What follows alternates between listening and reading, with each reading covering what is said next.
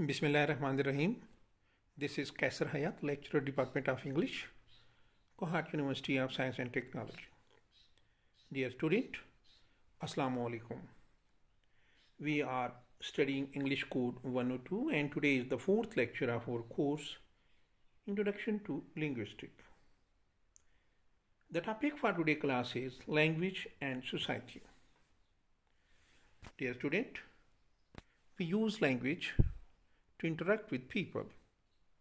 Language is a source of interaction in society. So language and society are closely attached with each other. We use language in society and society runs its affairs with the help of language. Without language, it won't be quite easy for the society to run.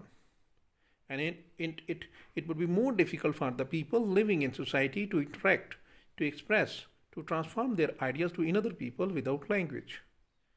So language and societies are interlinked phenomena. How language inserted in society perform its function, how society run with the help of language, how the affairs of societies are controlled and forwarded, are managed by the help of language. This is our topic. In today's class, we shall try to know the interaction between language and society.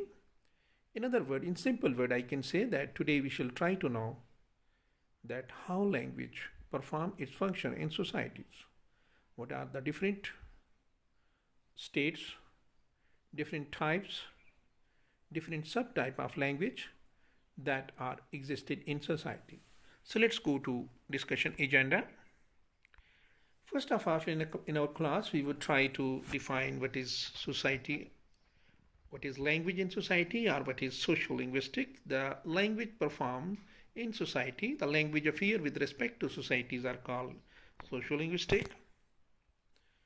Then we should try to know what is dialect, where it is spoken, what's its role in a language, when it become a language, how solely it retain its status.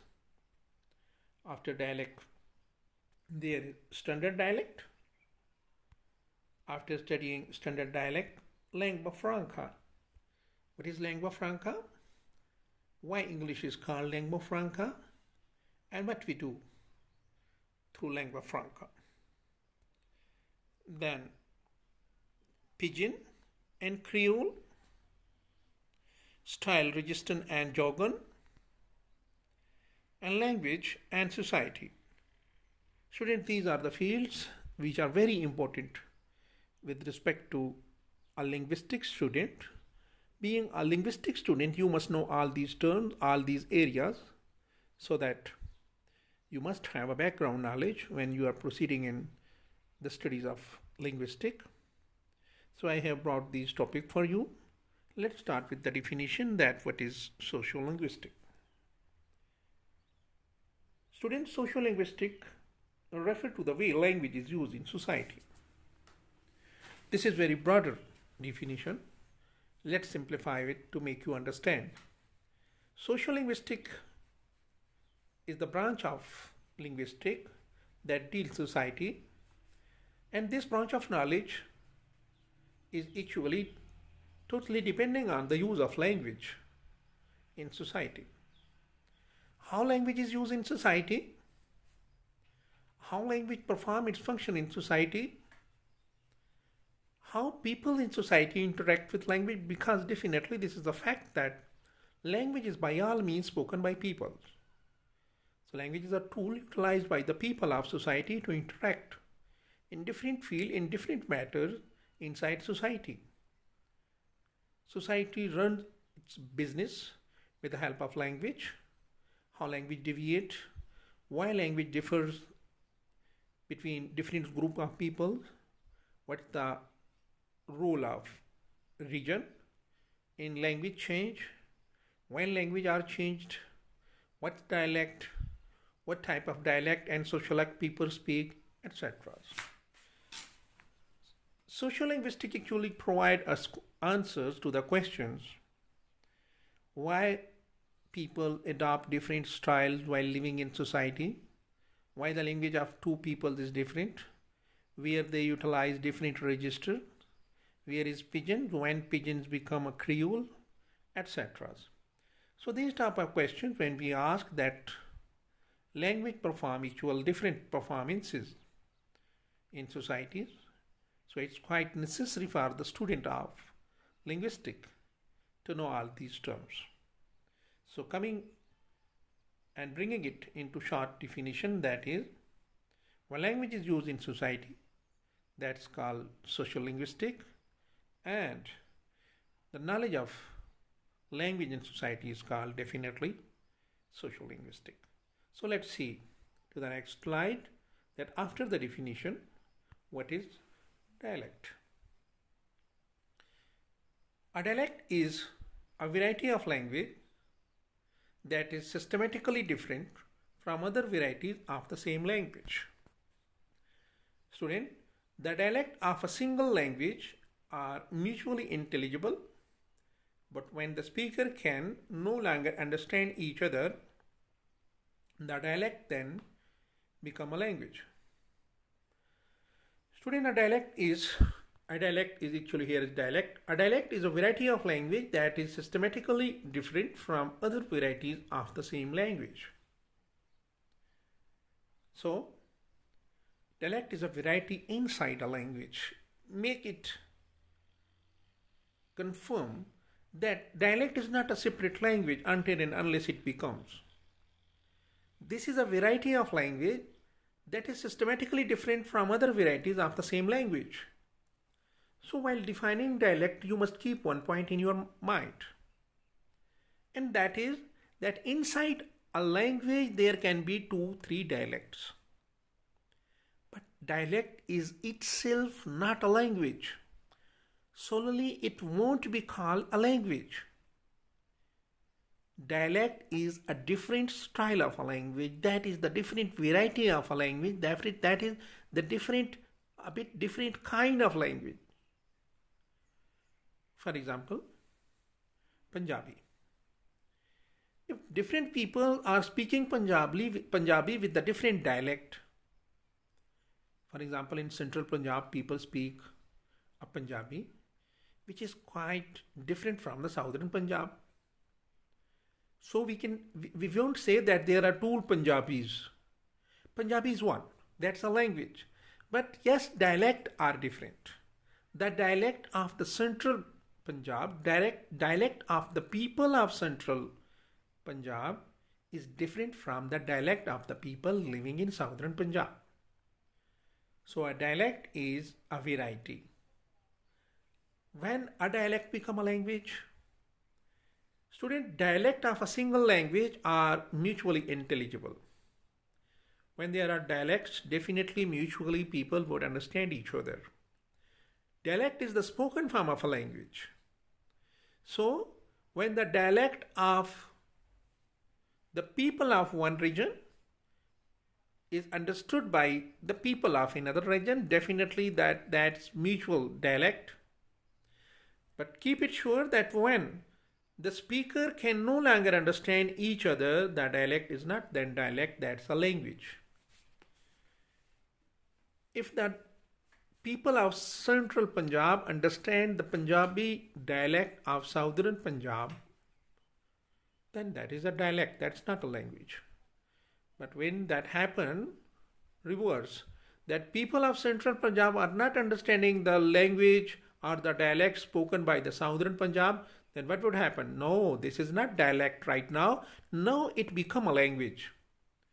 So the journey from a dialect to language is quite possible. But most of the time you would find different dialect in a single language. You would find dialect in language. When different dialect act and react in language, they actually retain its position as a dialect.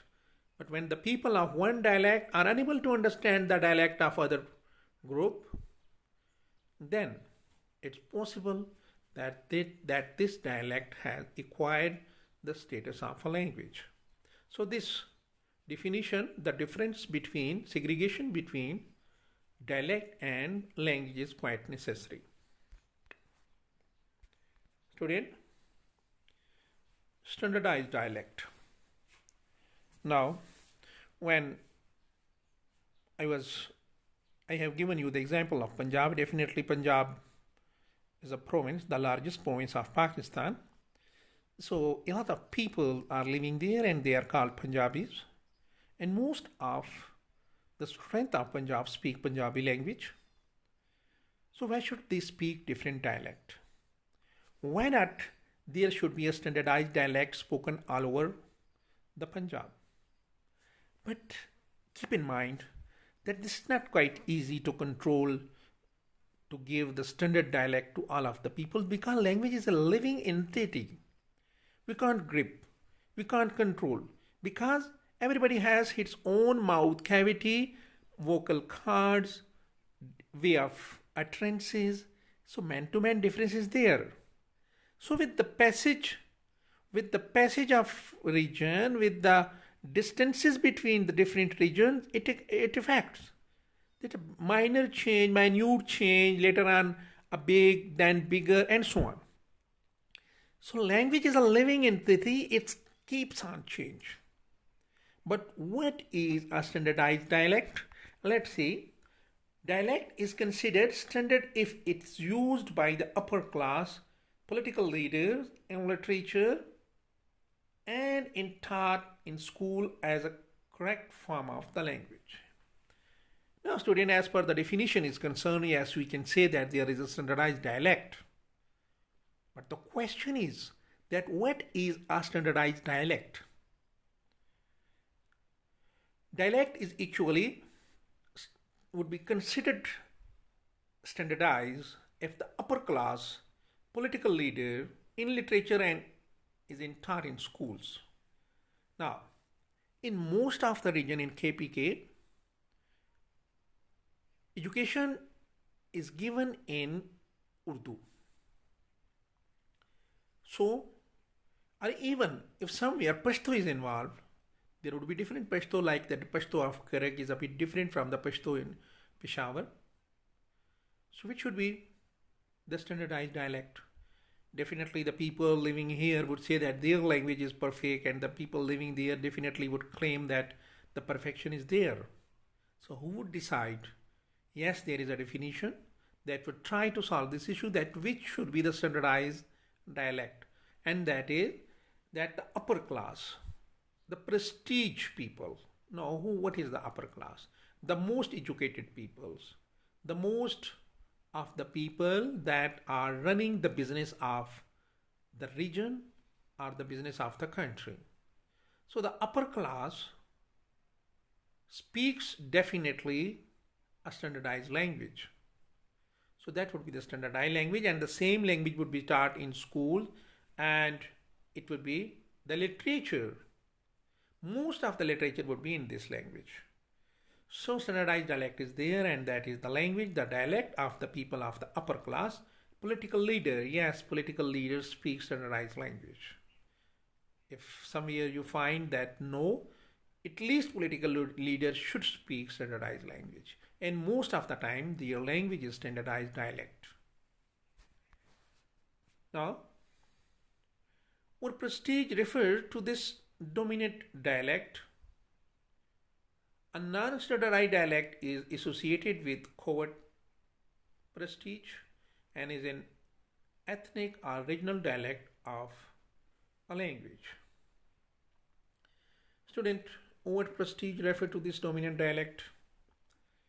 What is non-standardized dialect? Let me give you examples.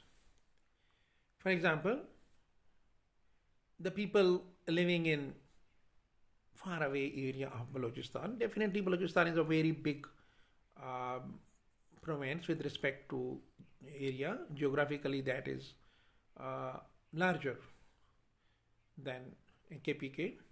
So the people living in different, in faraway regions, definitely this regional group of people, they would speak a language.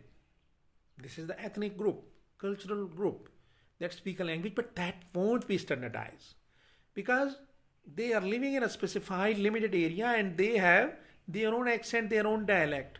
But that's not standardized dialect. Standardized dialect should definitely spoken by the higher class, political leader, all over. So standardized and non-standardized dialect are clear here. Now there is another very important point, and that is these non-standard dialects are just as linguistically sophisticated, near to the standard dialect, and judgment to the inferiority of them are based. Student, these non-standardized dialects in one way or another definitely spoken all over the regions, but it won't be standardized until and unless it is spoken by the upper class. Now, what is lingua franca? A lingua franca is a major language used in an area where speakers of more than one language live that permit communication and commerce among them. Student, a lingua franca is the major language used in an area where speakers of more than one language live that permit communication and commerce among them. Student, most of the time whenever we are confronted with international delegations, whenever you are sitting with the foreigners, some are from Arabian countries, some are from the Central Asian countries, some are from Europe, and you are from Asia. So how would you communicate? The question is to you. Do you ever think that what would be the language? Yes, everybody among you would definitely understand that if we are not able to understand the regional language, the national language of the peoples of the groups, but we have another tool, another language, that is English. So English is lingua franca for all. You would communicate in English. English would perform the function as a lingua franca and it would fulfill. Everybody would speak English. That's why the importance of English has been enhanced nowadays. But if there is another situation, if you are sitting, if you are there in your university and a delegation from the different part of Pakistan has arrived. For example, 1 or 2 students are from Balochistan, 1 or 2 are from Sindh, as well as 2 or 3 are from Punjab, and you 2 to 3 people are from KPK representing your province. Now, definitely language as a lingua franca is there. But here you can use Urdu. Because every one of you definitely would understand Urdu as a national language. So, the Urdu can perform a function of lingua franca over here. But as well as international circumstances is concerned, definitely there you have to use English as a lingua franca. So,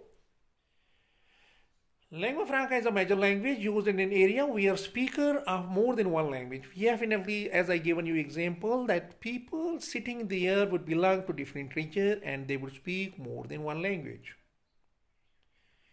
And they would permit, definitely a permission would be supposed to utilize the lingua franca to understand each other.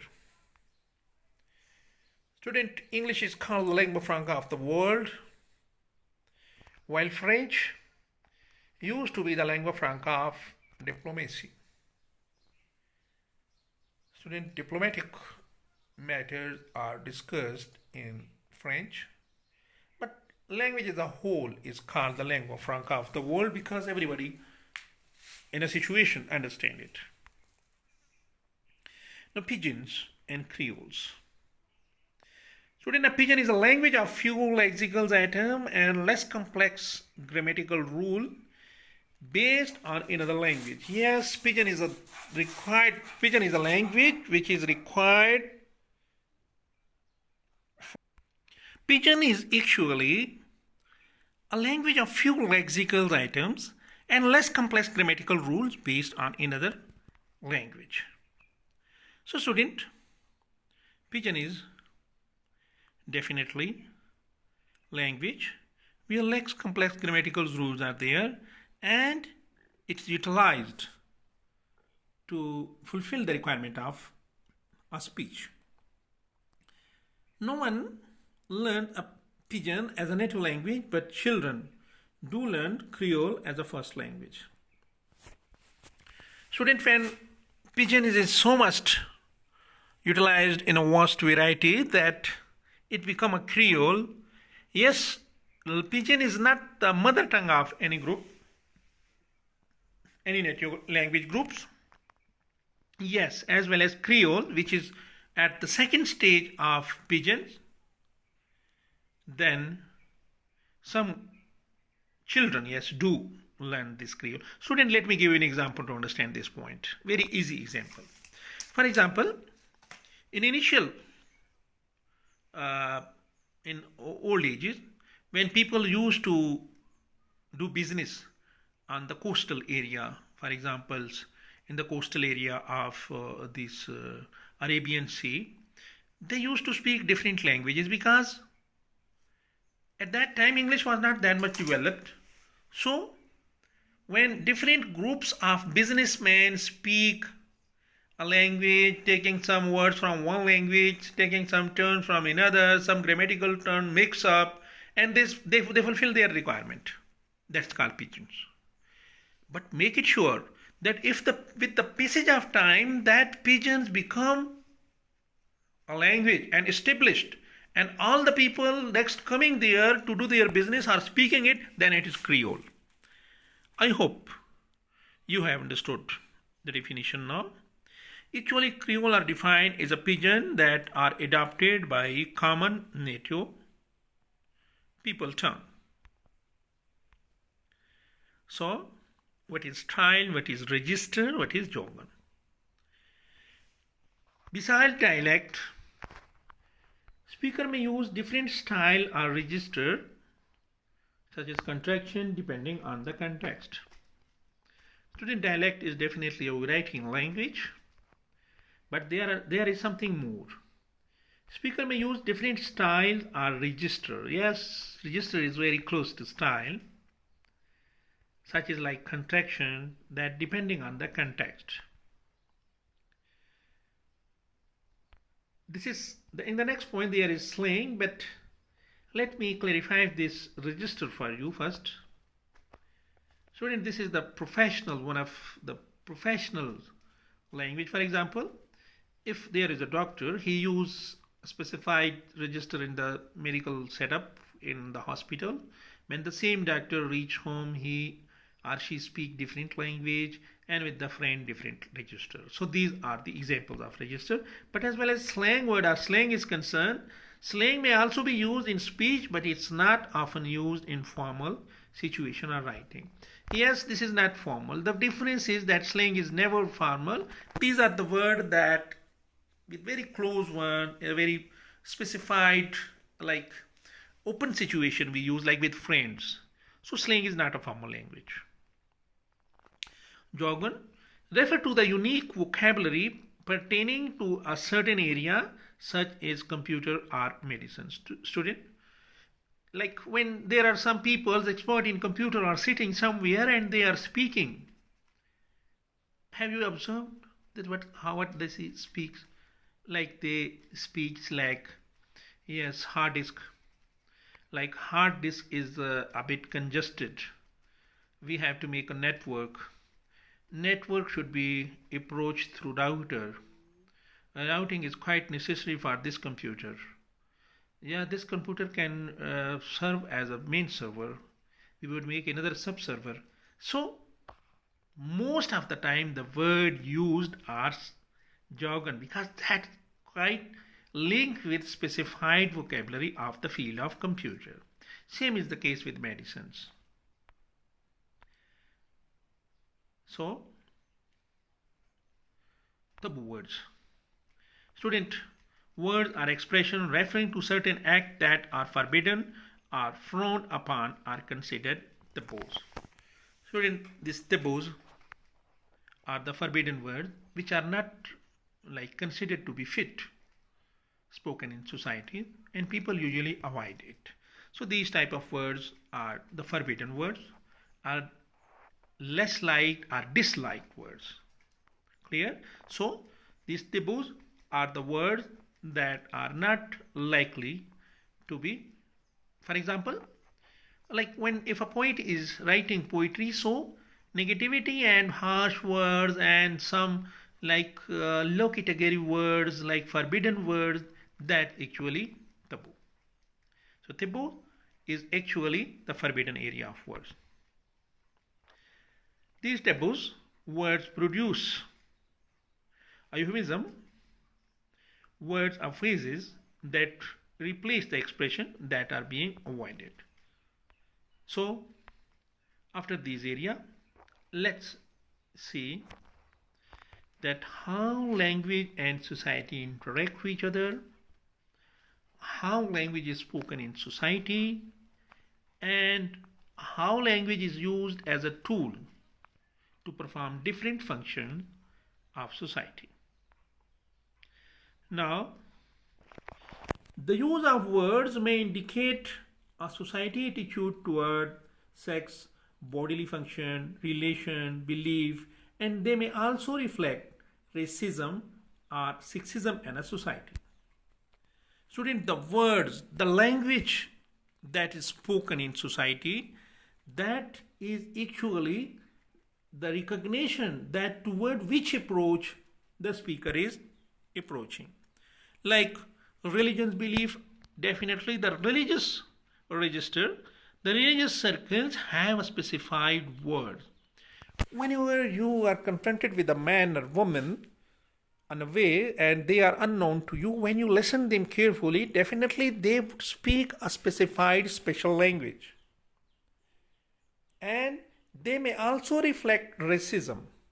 If they are the follower of race, definitely if they are the follower of caste, if they are the the people who definitely follow their caste and custom, what would happen?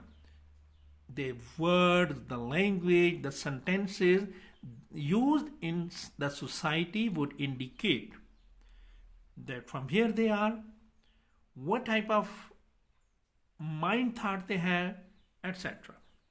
So, the word may indicate a society attitude toward all the phenomena that are existed in society.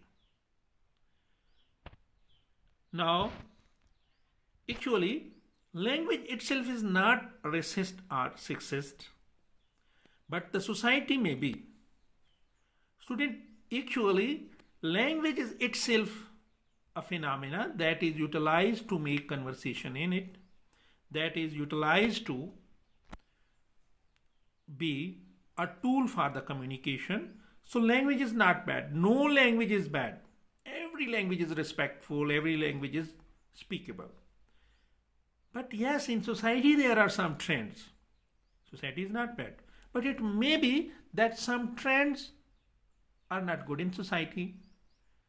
So this trend or the follower of this trend may use some specified word that indicate toward racism, that indicate toward the other areas, and so on.